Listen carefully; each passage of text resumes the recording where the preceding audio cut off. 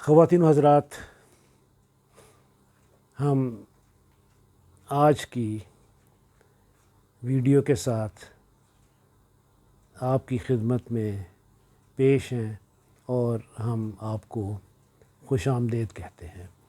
آج کچھ ایسا اتفاق ہوا کہ ہمارے جو مستقل کیمرہ ورک والے علی فتح صاحب، ان کی طبیعت کچھ ناساز ہے، تو ان کی جگہ زیر تربیت علی صاحب کے چھوٹے بھائی، علی صاحب کے چھوٹے جڑواں بھائی، جو چند ایک منٹ، غالباً 2 یا 3 منٹ ان سے چھوٹے ہیں، زہیر فتح، وہ کام کر رہے ہیں۔ زہیر آئیں اور آ کر ہمارے دیکھنے والوں کو، سننے والوں کو آپ اپنی شکل دکھائیں۔ شکریہ۔ تو خواتین و حضرات، آج ہم یہ جو آج ہم سے میں آگے چلتا ہوں، 2 میں باتیں پہلے میں کر لوں۔ مجھے چند ایک مشورے دیے گئے کہ یہ جو میں آپ کے لیے ویڈیوز بنا رہا ہوں، یہ پروفیشنل کام نہیں ہے۔ پیچھے ایک اور کیمرہ چلنا چاہیے جس پر جو میں نے بولنا ہے وہ لکھا ہو اور میں اس کو بول کر لکھتا جاؤں، آپ کو میں پڑھتا جاؤں، اور کچھ اور اس طرح کے۔ مجھے وہ جو پروفیشنلزم ہے مجھے نہیں پسند۔ مجھے یہی اچھا لگتا ہے کہ میں آپ سے بغیر اسکرپٹ کے ایک غیر رسمی گفتگو کروں، جس میں میں کچھ بات بھول بھی جاؤں بات کرتے کرتے، اور پھر آگے جا کر یاد آئے، پھر میں سرا جوڑوں، اور یہ مجھے اس طرح بات کرنے کا مزہ آتا ہے۔ تو ٹھیک ہے، جنہوں نے یہ مشورہ دیا میں نے ان کا شکریہ کر دیا تھا ادا، اور میں اب بھی شکریہ ادا کر رہا ہوں یہاں پر بھی۔ تو یہ ہم جو بات کر رہے ہیں، ہم ایک بڑی دلچسپ چیز ہے کہ ہم ٹائم اینڈ سپیس یا یہ جو سرحدیں ہیں، ہم ان کے پابند نہیں ہیں۔ کبھی ہم یورپ کی بات کر رہے ہیں، کبھی ہم اپنے ہاں کی یا پاکستان کی بات کر رہے ہیں، کبھی ہم جنوبی امریکہ چلے جاتے ہیں، شاید کسی اور ویڈیو میں ہم افریقہ چلے جائیں۔ تو آج ہم اپنے ہی خطے میں اپنا بارڈر، اپنا سرحد پار کر کے آج ہم ہندوستان جا رہے ہیں۔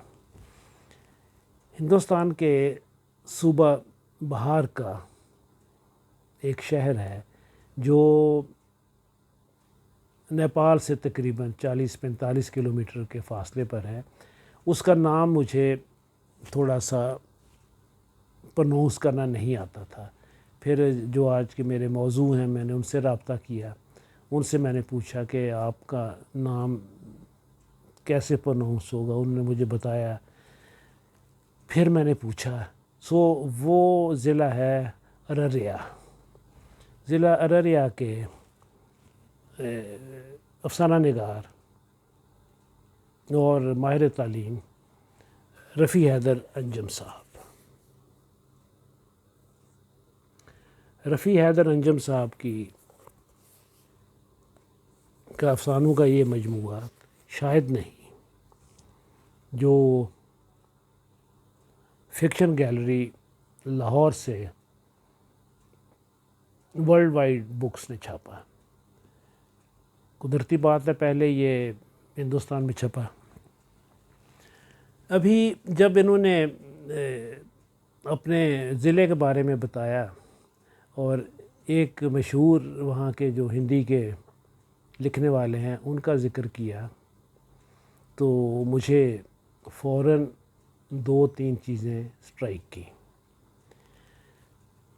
بھنیشور ان کا نام ہے، اور بھنیشور کا مجھے سن یاد نہیں، لیکن آج سے کوئی 30 سال پہلے ہوں گے، 35 سال پہلے ہوں گے، یا شاید 40 سال پہلے ہوں۔ ان کا ناول مارے گئے گلفام میں ایک دفعہ مری میں کچھ تربیت، کچھ کورس یا کچھ ایسے ایک چیز پر گیا تھا، تو وہاں مال روڈ پر ایک دکان کے باہر ایک پھٹا لگا ہوا تھا جس پر پرانے رسالے اور پرانی کتابیں اور یہ چیز تھی، تو وہاں یہ مارے گئے گلفام ایک بڑی خستہ حالت میں تھا.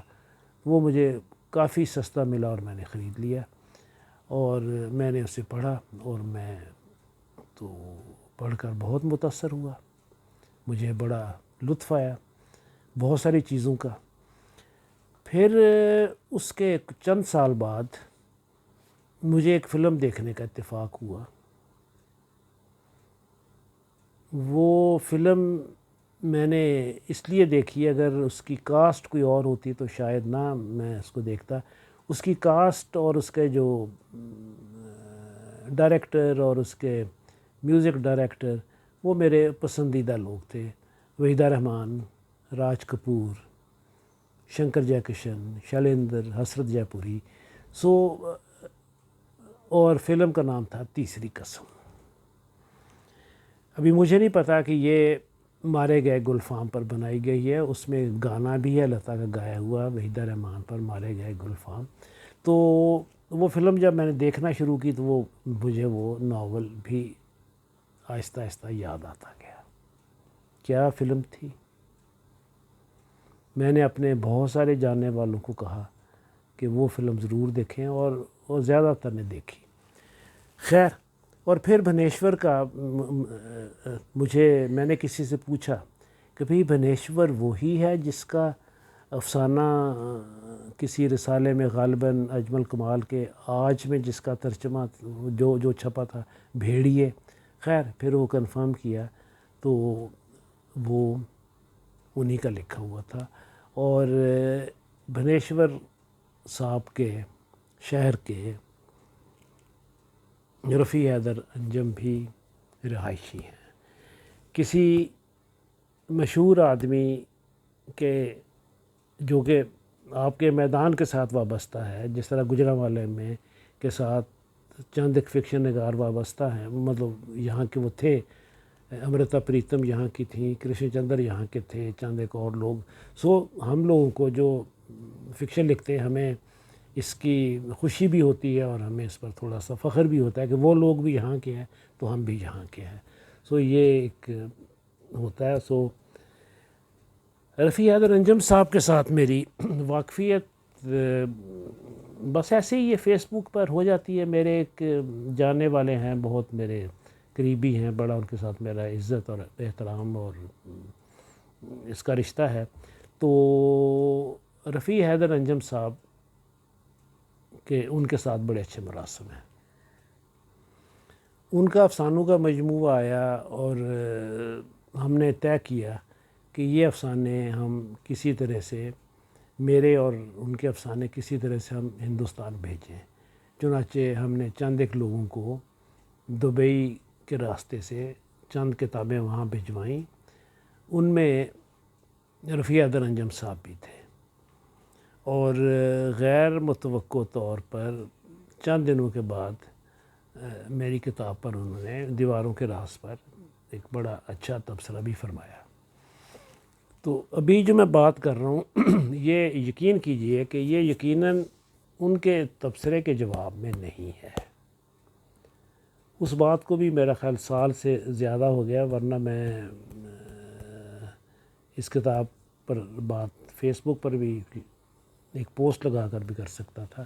یہ قطعاً اس میں نہیں ہے. یہ جو میں نے جو میں سلسلہ جو میں کر رہا ہوں، جو میرا موڈس اپرنڈی ہے، یا جو میں نے ایک طریقہ سوچا ہوا ہے کہ فلاں فلاں فلاں کیٹیگری کی کتابیں لانی ہے، یہ ان میں آ رہی ہے. یہ وہ جو جواب غزل والی بات نہیں. ابھی جب بھی میں ہمیشہ کہتا ہوں کہ میں کسی ایک افسانے کا ذکر نہیں کروں گا. یہاں میں وہ اپنی جو میں نے اپنے لیے ایک بندش رکھی ہوئی ہے، ایک میں نے رکاوٹ رکھی ہوئی ہے، میں اس کو توڑ رہا ہوں. وہ میں نے پڑھا ونسٹن چرچل کی آٹو بایوگرافی میں. اس نے کہا کہ وہاں کوئی بات ہوئی انہوں نے کہا کہ جی فلور کراسنگ جو ہے اس کی اجازت نہیں ہے. انہوں نے کہا اجازت نہیں ہے. Here I cross the floor. وہ یہاں اس پارٹی سے اٹھا اور وہ وہاں چلا گیا. اچھا تو وہ یہ جو بندش یا جو رکاوٹ میں نے خود ہی اپنے لیے ڈالی ہوئی تھی وہی ونسٹن چرچل والی بات، ہیئر آئی بریک اٹ. اور میں ایک افسانے کا ذکر کروں گا جس کا میں نے فلم تیسری قسم کی میں نے جو اتنی بات کی تھی وہ میں نے ہیرمن کی چوتھی قسم. ہیرمن اس کا ایک کیریکٹر تھا اس فلم کا، گاڑی باندھ تھا، اور وہ وحیدہ رحمان جو کہ ایک نوٹنکی میں ناشتی تھی، یہ اس کو ٹرانسپورٹ کرتا تھا. تو یہ جو افسانہ ہے یہ اس فلم کا ری میک ہے ایک ڈیفرنٹ سیٹ اپ میں. اور مجھے یہ جو یہ جو کریٹیو جو ایک ہوتا ہے کسی بھی رائٹر کا جو کہ ایک عام ڈگر سے ہٹ کر ہو لیکن with in the limits of fiction ہو، مجھے اس کا ہمیشہ ہی میں اس کو ذاتی طور پر بہت اس سے میں حظ اٹھاتا ہوں. ابھی مجموعی طور پر جو افسانے ہیں رفیع درنجم صاحب کے، وہ جدید جو زندگی ہے، آج کی جو زندگی کے جو مسائل ہیں، چاہے وہ علاقائی ہیں، چاہے وہ ریجنل ہیں، چاہے وہ بین الاقوامی ہیں، ہم ان کو کہیں پر بند نہیں کر سکتے کیونکہ آج کے دور میں ابھی جیسے یہ میں بات کر رہا ہوں تو یہ ایک ہمارے جاننے والے ہیں میرے، وہ شاید گرین لینڈ میں ہے، مجھے نہیں پتہ کہ آئس لینڈ میں ہے کہاں پر ہے. وہ انہوں نے جس دن میں نے یہ اپلوڈ کرنی ہے انہوں نے صرف وہاں دیکھنا ہے. کچھ لوگ میرے کینیڈا میں دیکھنے والے ہیں، انہوں نے وہاں دیکھنا ہے. سو یہ جو میں نے جو کہا کہ آج جو بھی ہمارے انفرادی جو ہمارے جو سوچ، ہماری فکر، تفکرات، وہ انفرادی ہونے کے باوجود وہ اجتماعی بھی ہیں. سو ان کے ہاں فرد کی، آج کے فرد کی ایک انفرادی اور اجتماعی محرومی اور ایک کشمکش، سٹرگل، وہ ان کے ہاں ہر جگہ پائی جاتی ہے. پھر یہ مسائل کو جو انہیں وہاں درپیش ہیں، جو یہ دیکھتے ہیں، جو یہ محسوس کرتے ہیں. ابھی دیکھیں دیکھنے میں اور محسوس کرنے میں بڑا فرق ہے. اور اگر میں اس کے بالکل برعکس کہہ دوں کہ دیکھنے اور محسوس کرنے میں فرق بہت ہی کم ہے، دونوں ہی چیزیں صحیح بیٹھتی ہیں. فرق بہت ہے ایسے کہ میں دیکھتا ہوں ایک چیز کو، بس دیکھتا ہوں، میں اس کی جو امپلیکیشن ہے اس چیز کی میں اس کو محسوس نہیں کرتا. سو بہت فرق ہو گیا. ایک چیز میں دیکھتا ہوں اور اس کی جو بھی امپلیکیشنز ہیں، جو بھی اس کے وہ ہیں، میں ان کو بہت ہی حساس نظر سے دیکھتا ہوں، میں اس کو محسوس کرتا ہوں. سو یہاں پر آ کر وہ جو فرق ہے وہ نہیں رہا. سو ہم نے نہیں، ان کے ہاں وہ جو احساس بہت زیادہ ہے. چیزیں یہ دیکھتے ہیں اور ان کے بارے میں سوچتے ہیں، ان کے بارے میں پریشان ہوتے ہیں، گرمی سردی ہر جگہ یہ ان کو. پھر ان کے ہاں ایک مستقل محرومی ہے. ادیب کے ہاں، ایک تخلیق کار کے ہاں جب تک محرومی نہیں ہے وہ کبھی بھی اس کی جو تخلیق ہے اس میں سچائی نہیں ہوگی. محرومی ہی دراصل وہ ٹروتھ لاتی ہے، وہ سچائی لاتی ہے جس کو قاری پڑھ کر اپنی محرومی محسوس کرتا ہے، چاہے قاری کے اندر محرومی ہو چاہے نہ ہو۔ سو ان کے ہاں یہ محرومی کا ایلیمنٹ، محرومی کا عنصر، محرومی کی شدت سے محرومی کا احساس بہت زیادہ ہے۔ یہ تو بس میں چڑھنے کی کیو لگی ہوئی ہے، اور بس آتی ہے اور ایک دم جب وہ ہوتا ہے، رش ہوتا ہے اور لوگ کیو کو توڑ دیتے ہیں، اور یہ ان کا جو مین کریکٹر ہے اسے نہیں پتہ کہ وہ بس کے اندر جا کر سیٹ پر بیٹھ جاتا ہے، تو وہ سوچتا ہے کہ میں کیوں آ گیا، میں تو شاید کسی کا حق مار کر آیا ہوں۔ سو مطلب یہ ایک احساس میں نے جو کہا تھا، ان کے ہاں وہ احساس بہت ہے۔ پھر ان کی زبان، یہ ابھی جو ہمارے پڑوس والے جو ہیں ان کی زبان میں اور یہاں جو ہم لکھتے ہیں ان میں تھوڑا سا فرق ہے۔ ہمارے ہاں جو میں اگر پنجاب کا ہوں تو میرے ہاں محاورہ یا اظہار پنجاب کا ہی ہوگا۔ یہ بہار کے رہنے والے ہیں، سو قدرتی بات ہے کہ ان کے ہاں وہ بہار کا محاورہ ہے جو کہ میری شاید سمجھ میں نہیں، لیکن انہوں نے لکھا ہے اور وہ اس کی جو ایک اجنبیت ہے اس میں بھی مجھے لطف آیا۔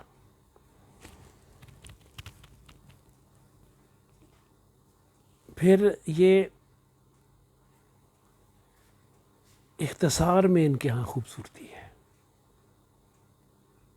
اختصار کی خوبصورتی بہت ہی مشکل کام ہے، یہ طوالت نہیں دیتے، یہ بھی نہیں کہ بات کو وہ ختم کرتے ہیں، نہیں، یہ اسی اختصار میں بات کو بالکل ایک کمپلیشن، ایک وہ مکمل ایک وہ پیکج بنا کر ایک مکمل کہانی آپ کے سامنے رکھتے ہیں۔ تو خواتین و حضرات، آج ہم نے رفیع حیدر انجم صاحب کے افسانوں پر مجموعی طور پر تیسری قسم سے وابستہ یا تیسری قسم سے متاثر ہو کر لکھے گئے افسانے اہرمن کی چوتھی قسم پر خصوصی طور پر بات کی۔ جیسے میں نے شروع میں بھی بتایا تھا کہ یہ کتاب پاکستان لاہور میں یہ پاکستان کے قائرین کے لیے ہے۔ ورلڈ ویو والوں نے ان کا جو ایک ان کا سیکشن ہے فکشن کا، فکشن گیلری کے لیے انہوں نے چھاپی، اور میں چاہوں گا کہ آپ اسے پڑھیں۔ میں اپنی ٹیم یعنی زہیر، عکس اور اپنی طرف سے آپ کو خدا حافظ کہنے سے پہلے آپ کی سلامتی، بہتری اور تندرستی کے لیے دعا گو ہوں، اور میں چاہوں گا کہ آپ اس چینل کو سنیں، لائک کریں اور سبسکرائب ضرور کریں۔ سو خواتین و حضرات، اگلی چینل تک خدا حافظ۔